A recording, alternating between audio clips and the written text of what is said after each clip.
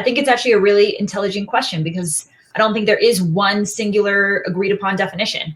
My definition is that operations is any action required in a business to optimize a company's ROI on its time, energy, money, and human potential. These are the four resources that go to work inside a business every single day. And the job of operations is to make sure they are as productive, as efficient, effective as possible, so the business gets maximum ROI, aka profit. If you really want to learn how to do more by doing less, this might be the episode for you. I have Jhana Li of Spyglass Ops coming in. She is an operations specialist. So even if you don't have your own operator, she tells you exactly what to look for, how to find one, creating a game plan, shoring up the weaknesses in your business, and basically being able to enjoy working on the business instead of in it. Listen in. She's awesome. Do more by doing less. With me, Charles Alexander, for small business owners, startups, and busy folks. So you're inside today. I am. So unlike me. It is. I went and checked out all your socials. Everything's outside, but I do see a bit of greenery behind you, so that's good. Yep, exactly. Nature is my happy place, and I've reverse engineered pretty much everything about my life and business to get into it as much as possible. That's a brilliant idea. So talking about your happy place, most folks' happy place is not operations. True. Must be your happy place because that's where you spend your time in nature and on operations. Just humor me for the average viewer, listener. We all say operations. I think most folks, myself included, might not always know what I'm talking about. So what does this mean? Sure. I think it's actually a really intelligent question because I don't think there is one singular agreed upon definition. My definition is that operations is any action required in a business to optimize a company's ROI on its time, energy, money, and human potential. These are the four resources that go to work inside a business every single day. And the job of operations is to make sure they are as productive, as efficient, effective as possible, so the business gets maximum ROI, aka profit. Repeat those four things. Yeah. Not that I'm not writing them down. But right. Yeah. Time, energy, money, human potential. This is what we got. Boom. So I've always heard people, time, and money, but I love the fact that you broke energy out separate from time because that's one of the core things I end up working with people on, talking about do more by doing less, create a 4-day work week. Right. Your energy is more important than anything else. Yes, 100%. You can spend your time really efficiently on things that totally suck your energy down the drain, and you are not of your highest value to yourself or to your business if you're doing that. I just reread the 4-hour work week, and old Tim goes on a tangent about the difference between efficiency and effectiveness. You want to be effective, but a lot of us have gotten very efficient at checking our email 27 times a day, and that is not helpful. I love that.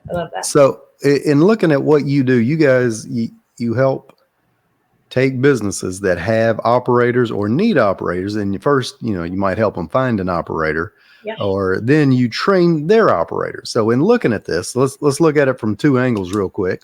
Yep. Let's say I need an operator. At what point does somebody, quote unquote, usually need an operator? And then what should they be looking for? Yeah, great question.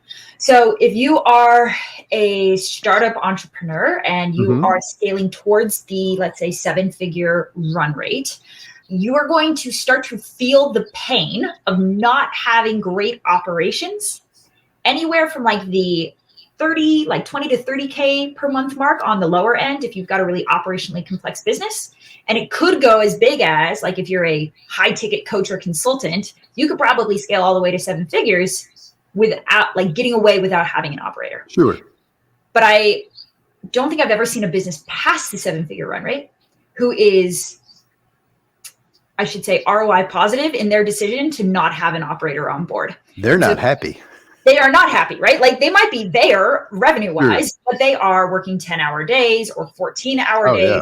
They are doing a bunch of stuff super inefficiently. They're spending all of their time on low value activities. They're not thrilled. Even if the revenue is there, they're not thrilled. So let's say, great call. So somewhere running close to the 7-figure mark, I'm sure some businesses can go lower, some can go a tad higher. Yep. So you get to that point and you say, I need an ops person. Yeah. Most of the folks that I know, they don't say, I need an ops person. They'll just go grab potentially a warm body, somebody that wants to get out of corporate America, or Betty from church, or James from the golf course. And now they help me run my business. Right. What should they be doing? Great question. So every single world-class operator I have ever met all has the same underlying lens and worldview. It's what I call level 3 thinking. And it is essentially a unique way of just like looking at a business or at any set of data, looking at a Thanksgiving dinner with your family. Like you can't turn it off. It's just how you see things. And it is a type of like systems analysis. Like when I look at a business, I don't see it through the lens that a visionary would see it. I don't see it through the lens of like, here's your massive revenue opportunity. Here's the next big offer you need to launch. I look at it through the lens of here's where human potential is just leaking out of your business. Here's where you are using your time and your energy terribly. Here is where all of your team is spending their time on the wrong stuff and it is costing you money, right? Like that's the lens. And so an operator, whether it is Betty from church or somebody with decades of experience in operations, they're going to see it the same way. They're going to be the person, maybe they're already on your team, who is calling out problems and is bringing them to your attention, is trying to create and make things better. Operators love to make things better, to make things more efficient, to make things happen smoother. And so if you're talking to a person and they are looking at your business through that lens, chances are they could be an operator with the right skills, with the right training. They could be a phenomenal operator. So let's say I don't already have that person. And I know it's not a one size fits all, but what are some of the things I need to be looking for when, I don't know, hiring an operator or I assume now we can get part-time ops folks like we can get fractional CMOs and CFOs, correct? You can, absolutely. And I think if you're really small and there's like, if you're closer to that 20K per month, but you're already starting to feel the inefficiencies and the chaos and the dropped balls, I think a fractional operator is a fantastic solution because they're cheaper, obviously, than full-time. And you don't have a full-time scope of operational work to be done. So I think it's perfect.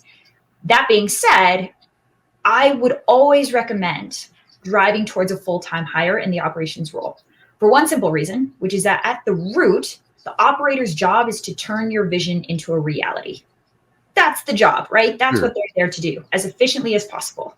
And you want someone who is bought in on your vision, who is entirely focused and entirely inspired by and entirely driven towards actualizing your vision. And I know amazing fractional operators, but it is part of the name of the game that they are not single-mindedly focused on any one client, right? That's the point. Right. And so if you want to go far, if you want to go fast, if you want to have that second in command who will be by your side and is in the trenches and is going to make this happen with you and for you, I would recommend the full-time hire because that is the person where you are buying 100% of their creative energy and focus. Two follow-ups to that then. First, and I'm going to say both of them because that'll put the responsibility on you to remember what I asked. The first, then how do I gauge if someone is excited or bought in? A lot of people that may just be looking for a job, and of course this gets into maybe interviewing, but is there like a magic bullet where I can just see it and know that they're interested? And then secondarily, what do you tell folks that are still on the fence about, gosh, do I have the money, or how do I get the money, or maybe I have it and what do I sacrifice? Yeah, great questions. Okay, so to do the first one, which is how do I make sure that somebody is aligned with my vision, right? This person that's fired up, I'm launching 4-day work week. They see it, they love it. Yeah. How do I know that? I don't know they're telling me the truth. Yeah, 100%. So first things first, I build my hiring funnels to repel just as much as to attract, right? That's awesome. So in the context of a mission statement or a vision, I would put my vision first thing front and center in the job description. And then I'm going to put the link to apply all the way down at the bottom. Okay. So that it's hard for somebody to get there. And if they read your vision statement and they don't love it and they aren't super excited about it, they probably aren't going to read the rest of your job description and actually get to the part where it helps them apply for the job. So I see a lot of people when they're building their hiring funnel, they're trying to cast the widest net possible. Correct. And they want to just gather as many candidates as possible. Want to get all the big time resumes. That's right. I would advise the opposite. Get hyper focused and clear on who it is that you are looking for, and then reverse every step of the hiring funnel to repel anyone who is not that person. For the person who is super excited about your vision statement, when they read it, they can't wait to get through the rest of the job description. Sure.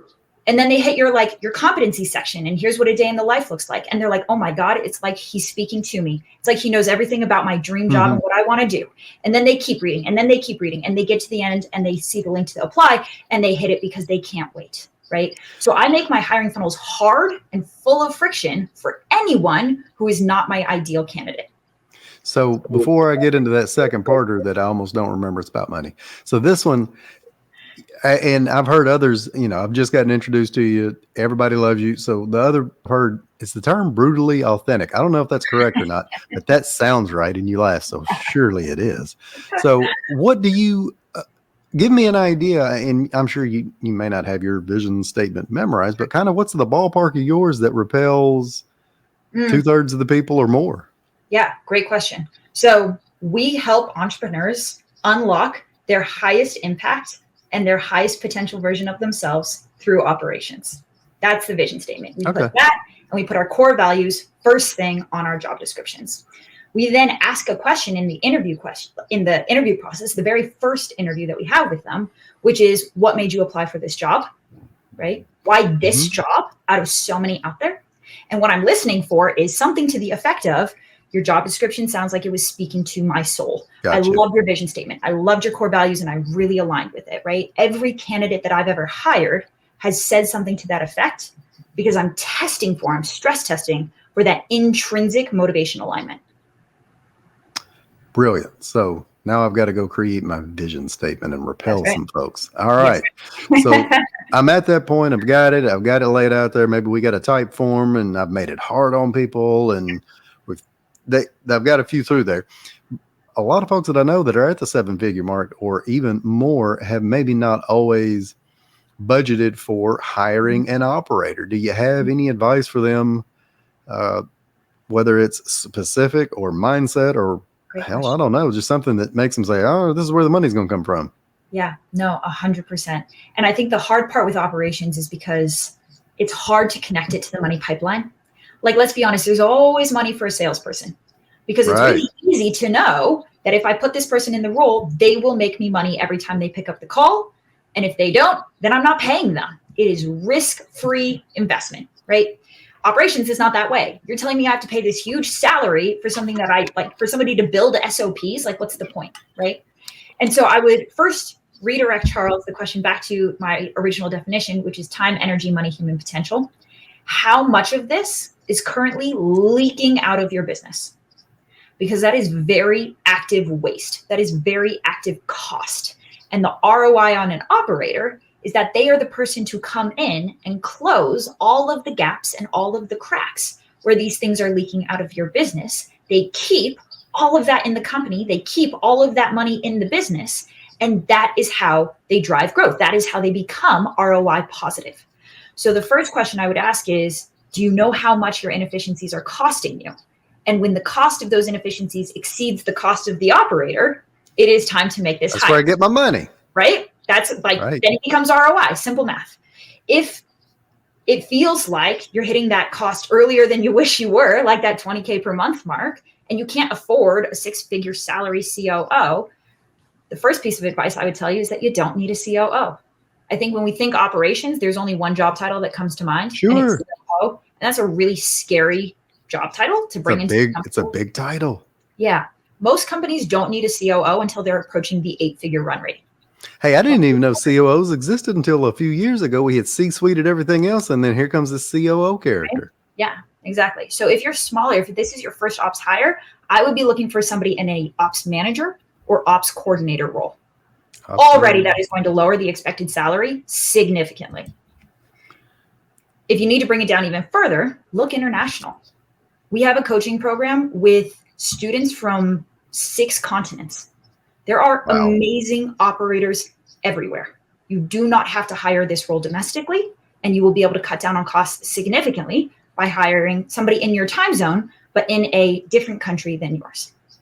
I completely agree with that. I get a lot of pushback here. I'm in a smaller town north of Nashville, Tennessee, and a lot of folks get correctly. They, I want to hire local support, blah, blah, blah. But at some point when we're looking at the employment rate still being record low and quote unquote, well, nobody wants to work anymore. Insert cliche here. Sure. My God, I can promise you, somebody worldwide is brilliant, can do it, and you can provide them an awesome income for where they live and save money at the same time. It's not it's a win-win scenario. So I buy into that 100%. Yep, absolutely. And I'm sure where you live, Charles, is lovely, but maybe the world-class operator doesn't want to live there, right? Are you going to lose out on bringing that person into your business and driving the growth they're capable of just because you can't sit down with them face-to-face? You can fly them in once a quarter. That's what me and my operator do. You can have that in-person creative brainstorming at whatever frequency you want. You're probably still going to come away cheaper because the cost of a plane ticket is not as expensive as the cost of the local hire. So looking at people that have something in place, or they sort of have an operator, or they're the operator, plus they're trying to bring somebody in. Yep. You guys have this thing where y'all do an ops inspection. Yeah. What does that mean in plain English? In plain English, it's a company-wide audit. It's me and my personally trained team coming into your business and mapping out. Charles, you tell me that 12 months from now, you want to be working a 4-day work week. You want to have doubled the size of your business, and you want to be out of the sales role, the client success role, and only wearing the CEO hat, right? For example. Beautiful. Right. Sign me up. We will come into your business and we will map out step by step what you need to execute in the next 12 months in order to make that transformation happen, including, do you have the right operator already on your team? If not, here's how to find them. And if you do, but they just need training, we close that gap as well. So does that include, besides operations, if you're helping somebody that says, I want to double my revenue, which is bananas, but let's say they put that on you, are you helping them figure out sales and marketing as well? It's a great question. My bread and butter is operations. Yes. That is my flag planted in the sand. I'm not the sales and marketing expert to help you with that side of the coin. What I do is I bring in the operator so they can take everything else that is not sales and marketing off of your plate. Sure. So you can focus entirely on that because let's be honest, you know how to grow your business. That's right. You just don't have the time to do it. So in looking at this, let's say somebody who's not quite at that point yet, do you have any advice for someone who's climbing the 7-figure ladder, looking at an ops person, but how do they go about doing their own personal ops inspection or creating a game plan? Sure. If you are small enough that you don't need even a fractional operator in-house to help you out, then your problem is probably not operations, right? Okay. Like a well-designed spreadsheet is probably going to get you to where you're trying to go. When you're really small, like I tell clients that are less than 10K a month, I tell those entrepreneurs not to focus on operations. Operations at that size is a distraction. Like who you building SOPs for? Sure. What are you building an onboarding automation for, right? You have 2 clients.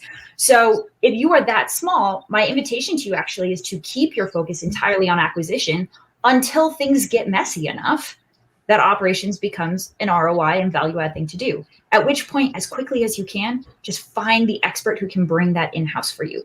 Get by with the messy spreadsheet. Get by with the disordered Slack channel, right? Is it great? No, it's not, but it's not costing you a lot of money either. Sure. So in looking at some of the larger businesses, and obviously the smartest thing they could do is go to spyglassops.com and figure out how to hire you guys. But in that process, what are some of the things they need to be looking at before they come in to see you or a competitor, or just go out and start hiring some folks? Do they need to be trying to work on their own game plan? Do they need to outsource that to a professional? What? That is a fantastic question. The thing that I wish every client knew before they hopped on a call with me was that they probably should have started looking at us and working with us 3 to 6 months earlier. Truly, right? Because we end up working with clients when they are already at the brink of burnout. When they have pushed and grown their company as far as they possibly can through just sheer brute force willpower, and they are totally maxed out. Their company is maxed out. They can't take on any more clients. They're slowing down their sales. They're trapped in client fires all day, every day on the back end. Everything's a mess, right? Cool. Right. We can come in and we can correct that situation for you, but it's going to take time. It's going to take 3 to 6 months for a company-wide overhaul of that magnitude. And so how much I would have loved to had a conversation with you 6 months ago when things were starting to unravel at the seams, but they were never that painful. And we can just avoid the reality entirely, where you push yourself to the max point, and then you somehow have to find time to now dig yourself out of that hole. So my invitation to people listening to this is it that bad? If it's not, it might be the right time to start looking. Oh, wow. Ha! It's like the old adage about when is the best time to plant an apple tree 10 years ago, and then, I don't know, right now. Right now. So let's switch gears for just a second. In terms of what I love doing, do more by doing less, help people create their ideal schedule. You already seem to have, I'm not diming you out, I assume, but you already seem to kind of have some of this. You've got your team built out, you know what your niche is, that is what you do. And it looks like you're able to get out and about and do what you want. Yep. Any tips on how you kind of come about your own ideal schedule that makes you happy? Great question.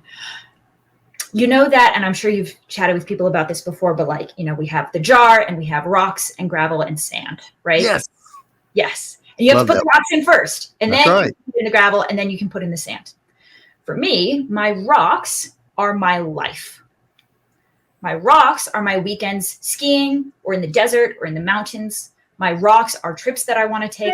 My rocks are the quality of life that I am not willing to compromise or sacrifice. And I block that in first. My work is going to fit around my life, not the other way around.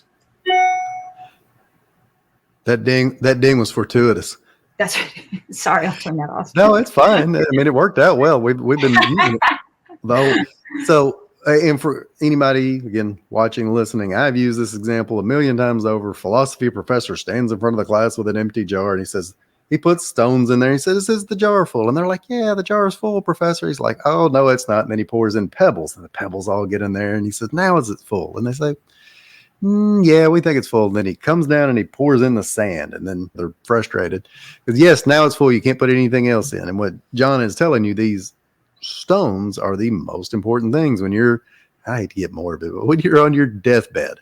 Right. These are the things you look back at, like she said, the going to the desert, the ski trips, the things that make her happy, and you plant those out first. And I'm assuming when you do that, do you do that like as this upcoming year, I'm taking 180 days off and I'm doing these things. Do you go ahead and block those out then, right?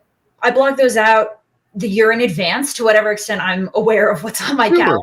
Yeah. And then I revisit it on at least a quarterly basis.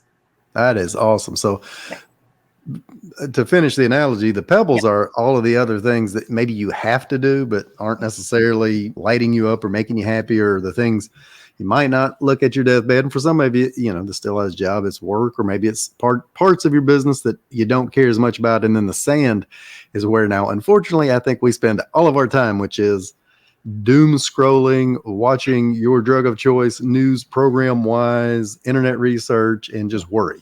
Those are the things that, unfortunately, I think people go sand first and then say, "Oh, there's no room for stones." Yes. So that is brilliant, John, the way you plan that out. So in looking at this and the fact that folks are always wanting to improve, question I ask everybody: is there something right now that you think you should be doing less of? Is that question to me personally? Yeah, you personally. It's no generic one where you say, "Well, I tell you what, some of these people ought to do less of." I don't know what you should. And maybe there's not an answer. Maybe you're already just pitch perfect, but maybe not. I don't think anybody is pitch perfect. I think that I could become way more productive when it comes to my own administrative tasks and how much time I allow that to eat up. I think I could become more efficient, and we're about to kind of restructure our team meeting menu to cut down on meetings. I think I could be more efficient with my quality time. Actually, something I've been working on is cultivating more presence and joy in the moments that I have chosen to be away from work. You're not thinking about work or the next trip. Yeah, I think I could be more productive and more present in those moments. So I think there's always room for improvement, right? I think what is, one final thing I wanted to add to the rock, pebble, stone analogy is that entrepreneurs by nature are creative people, right? Give us a problem and we will figure out a way to solve it. The challenge that entrepreneurs run into when it comes to their own time and productivity is that work is like a gas, not a solid. it will expand to fit the size of the container that you give it. And Parkinson's law. Right. Entrepreneurs give their work, their business, all of the room. There's no constraints. I will work on a Sunday night at 10 p.m. if that's when the work needs to get done. And all of a sudden, there's so much work to be done that I have to be working at Sunday at 10 p.m. It is fascinating when you cut down to, let's say, a 4-day work week and you force a constraint, you force a smaller container. All of a sudden, it unlocks the creative problem-solving side of an entrepreneur that says, how are you going to get the same work done, but in less time? How are you going to make this happen? And all of a sudden, the amount of work contracts and it all suddenly fits again, right? And so the biggest advice that I would give to an entrepreneur is like tap into your own superpower and create constraints. Give yourself a smaller container to work in and unlock your creative ability to figure out how to grow your business and hit your goals in less time. And when you start asking yourself that question, I think you would be surprised at what comes up. Holy cow, that's brilliant. So in looking at that, now that you've identified, here's some things I should be doing less of, and I think you probably already answered it. What will that give you a chance to do more of? Yeah. Being present sounded like one. Yeah, I think it's going to be it's an energetic ROI, more joyful, more present, feeling deeper sense of connection with my loved ones when I'm spending time with them, feeling more, I would also say more present in my work itself, like more joy and fulfillment that's derived from my work, because I really do love what it is that I do. And it is a huge source of fulfillment, right? And so while I am happy with generally my time blocking and how I use my time, I think where I have room for improvement is energy. And that is just going to create an overall richer and fuller experience of my life, whether I'm working or not. Jhana Li, that is awesome stuff. It's a good stopping point. Tell us, how can somebody get in touch with you? Yeah, well, you dropped our website, so thank you. Spyglassops.com is a great place to get in touch, see how it is we serve people, see if we're the right fit. If this was value add, Charles, but somebody is maybe not ready to pull the trigger on operations, then I would direct them towards my Facebook group, because I drop free live operations training in there every single week. And you're able to work on your own operations and improve it, better understand when is the right time to bring in that operator and exactly how to go about that process. So that's the Spyglass Ops Facebook group. And that would be my best source of ongoing and free value. Good deal, Jhana. I appreciate it so much. It's full of a ton of good info. I got notes. I'll go back and take a listen, even though I hate hearing my own voice. But I appreciate it. And you have a lovely day. Thank you. Appreciate you as well. Wait. Don't run off just yet.